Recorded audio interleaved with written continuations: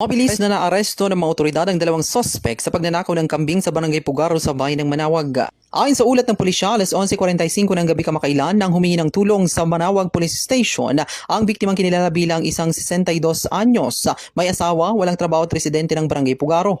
Ipinahayag ng biktima na nawawala ang kanyang dalawang alagang kambing na kanyang pinastol sa isang damuhan malapit sa kanyang bahay kung saan natuklasan niyang pagkawala ng mga ito bandang alas 3:30 ng hapon. Agad na nagsagawa ng follow-up operation ang mga tauhan ng pulisya na nagresulta sa pagkaaresto ng dalawang sospek.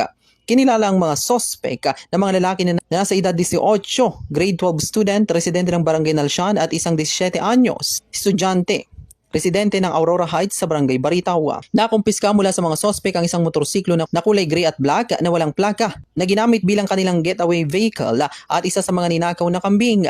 Ayon sa investigasyon na ibenta at kinatay na ang isa pang kambing sa halagang 2,500. Dinala ang mga sospek sa Manawag Community Hospital para sa medical at physical examination bago dinala sa kustodiya ng Manawag Police Station para sa kaukulang disposisyon at dokumentasyon. Para sa programang Bombo Reports First Edition, Patrol numero 5, Bombo Liver na kumas nag-uulat. This is Bombo Radio Philippines, the #1 and most trusted source of news and information. Basta radyo.